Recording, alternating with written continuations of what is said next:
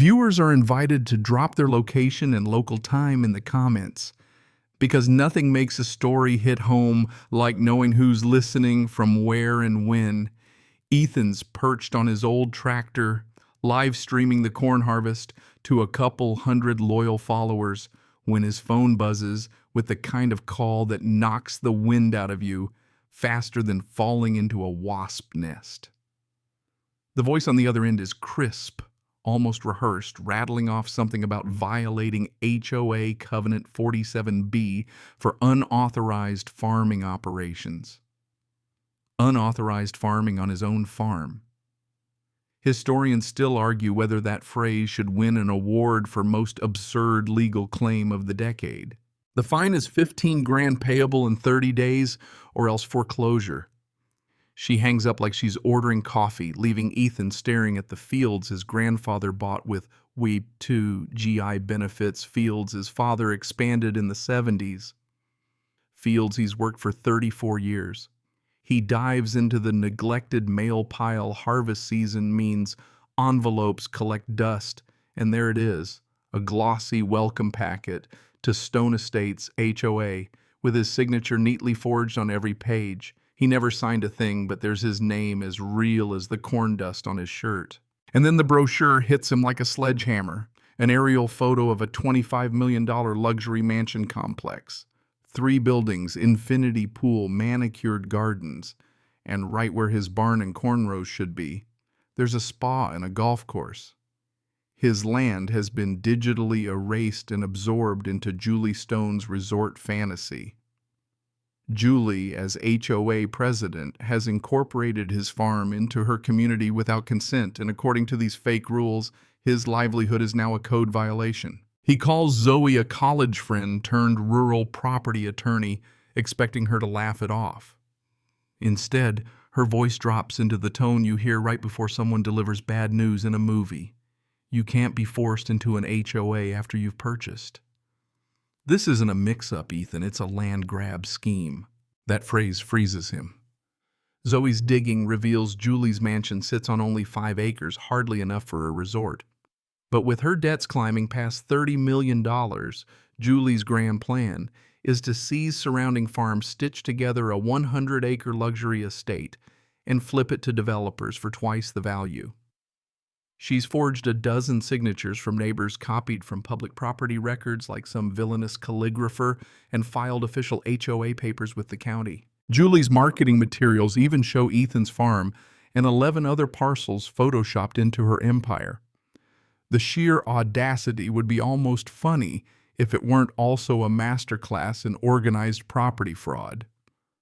The quirky part. One photo still has a faint outline of his barn's weather vane, a rooster mid-crow hovering over her fake spa building like a silent protest. Ethan stands on his porch that night, the sun melting into gold over 500 acres, and swears this land won't fall to a city slicker in designer shoes. Farmers fight weather pests in markets. They can fight a fraudster, too. Zoe's research peels back the glossy veneer on Julie's empire like old wallpaper underneath it's all rot. Turns out she's been running the same fake HOA scam for 2 years straight, leaving a trail of elderly victims stripped of their homes and dignity. There's Margaret Rodriguez, 82, who lost her cattle ranch. Henry Harris, 74, who's now in a downtown apartment surviving on Social Security. They talk about their losses in quiet, trembling voices that make Ethan's blood boil. Historians still argue whether this was just greed or a clinical case study in predatory psychology. Julie's pattern is disturbingly precise. Identify rural landowners, near prime development, study their lives for vulnerabilities, deaths in the family health crises, unpaid taxes, then strike fast with forged HOA documents and fabricated fines. The cruelty isn't random. It's refined, like she's treating property theft as a science. Zoe connects Julie's forged paperwork to bank loans totaling over $12 million, the stolen land used as collateral to fund her lavish lifestyle. And the next scam. When the local news bites, Julie tries to spin it with a PR firm, interviews in front of her infinity pool, talking about protecting $25 million from agricultural contamination.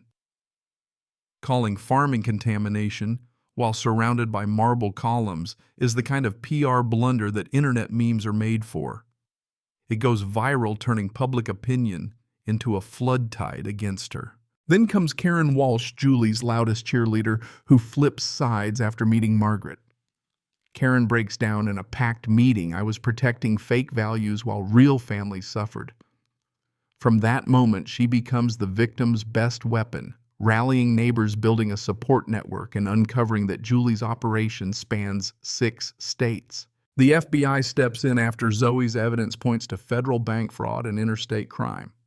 Julie's assets are frozen. She can't sell or refinance a thing.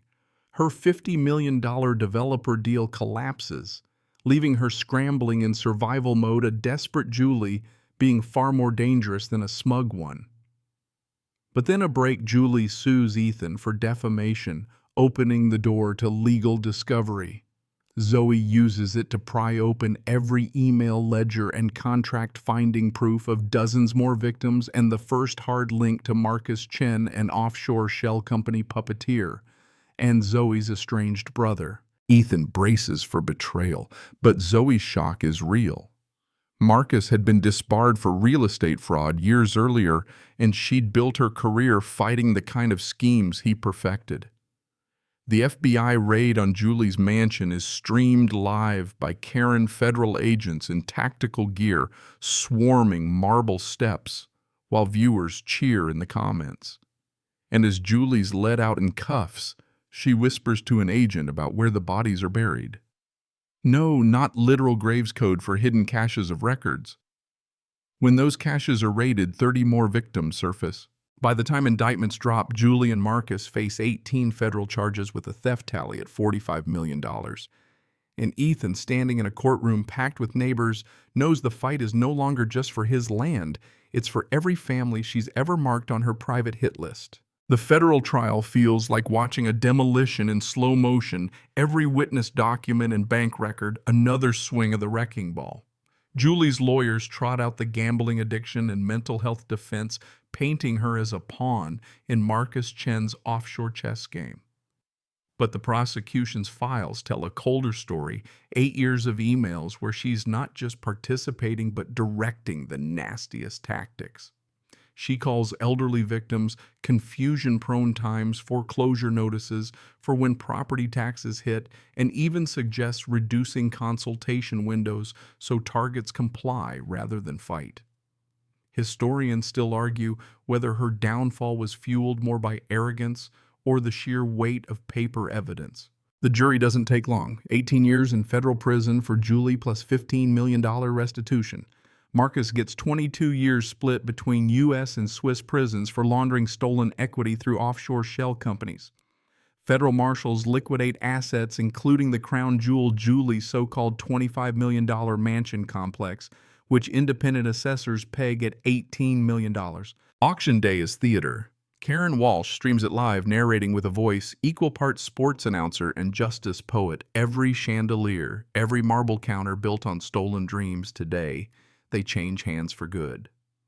Investors bid hard, but the room falls silent when 85-year-old Margaret Rodriguez stands to place $16.8 million on behalf of the victims' coalition. Some rivals withdraw out of sheer respect. When she signs the purchase papers, her voice is steady. This mansion will serve the community's needs, not one woman's ego. Within a year, the property is reborn as the Community Justice Center, a hybrid legal aid hub, fraud prevention school, and memorial garden planted where Julie's infinity pool once gleamed. Ethan's farm thrives now, a teaching ground for property rights and sustainable agriculture. Karen tours the country training communities to spot predatory developers. Zoe's law practice becomes the blueprint for rural defense nationwide. 2 years on the Justice Center has helped over 200 families in 15 states, prevented $12 million in attempted theft, and even inspired bipartisan stone prevention laws requiring verified owner consent for HOA incorporation in 38 states. The irony is perfect. Julie wanted her name on luxury brochures. Instead, it's on a law that stops people like her cold. The pace softens in the Memorial Garden's quiet light where granite reads, "Built on truth, not stolen dreams." Margaret, now in her late 80s, moves among the flower beds with the easy authority of someone who's rebuilt from ashes. She greets visitors, some there for legal workshops, others to stand silently at the marker, and tells them, "Every family we help makes her crime serve justice instead of greed." Ethan finds himself here most evenings, watching the sun pour gold over the fields, thinking about the improbable path from that first phone call to this place. What once felt like the end of his world has become a kind of anchor, a reminder that communities, when pushed, can be stronger than any one person's schemes. The voices that once trembled with loss now carry steadiness, even laughter, in the center's halls. Children run where developers once imagined golf carts. Volunteers set out coffee for weekend clinics. The old infinity pool's edge blooms with wildflowers instead of chlorine. The air feels easier to breathe, not because the fight is over, but because the people here know they can fight and win. And there's a quiet poetry in how the luxury Julie tried to immortalize herself with has been refitted into something that will outlast her prison term, her name, and her false legacy. The final lesson is simple, but heavy. Real wealth isn't counted in marble or manicured lawns, but in the roots. You protect the hands you clasp when the storm comes and the ground you stand on together. For those listening, maybe from far-off cities or farms much like Ethan's, that's the thought to carry into your own horizon, the belief that what's yours, earned with care and work, can be kept safe when your people stand with you.